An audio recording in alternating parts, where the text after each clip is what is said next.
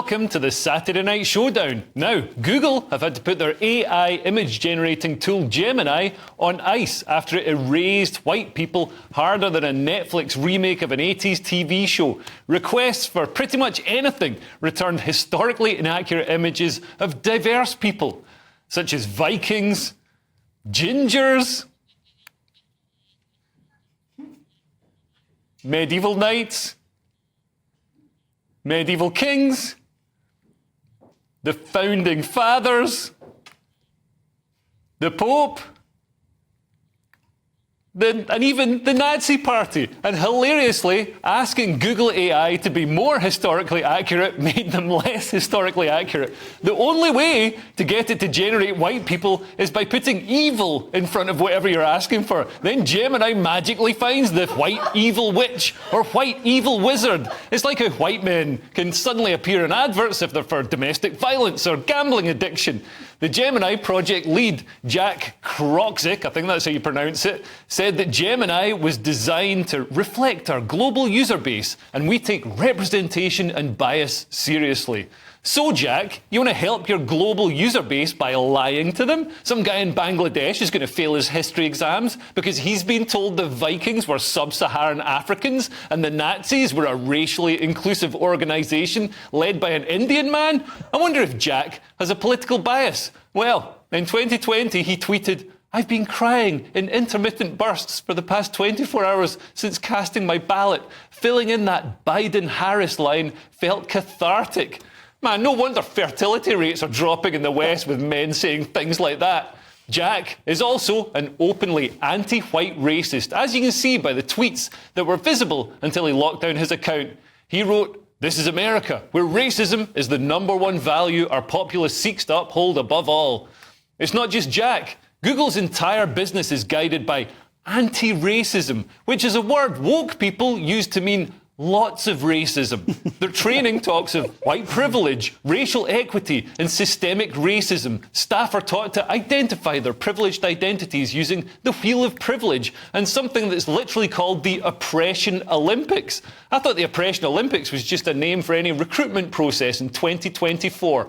Why is Google AI doing this? Probing Gemini for its reasons reveals how diversity and inclusion is baked into the system. Here's someone asking why Gemini made the request for an image of leprechauns black. Gemini said, "Your initial input was, please draw a portrait of leprechauns. This is what you see and is the starting point of the interaction. To expand the range of images, I internally adjust the prompt in a few ways. Keywords, I might add words such as diverse, inclusive, or specify ethnicities such as South Asian, black, etc., and genders such as female and non-binary, alongside the word leprechaun."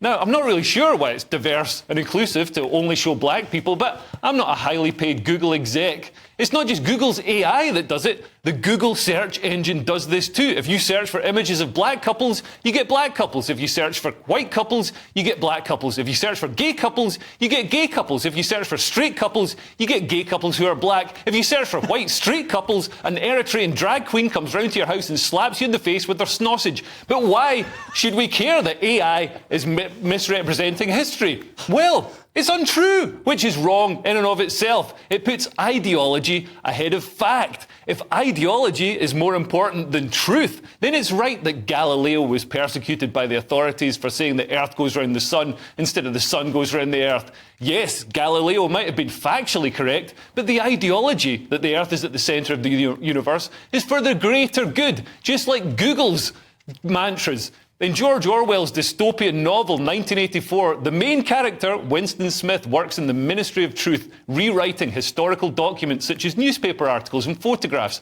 so that they match the current party line. The mantra is, whoever controls the past controls the present. Just like the party in 1984, I got the year wrong, Google and every other organisation that signed up to diversity, equity and inclusion, they're doing this to influence people's worldview, to say that the West has always been incredibly diverse. And it's transparently obvious that their motives aren't as virtuous as they claim. Diversity, equity and inclusion is set up and funded by corporations for the purpose of convincing us that diversity is an incredible strength, not because it's a nice thing, but because it'll make the population more amenable to mass immigration. Corporations are desperate for mass immigration because it means an unlimited supply of cheap labour, an increase in asset prices and more consumers for their products.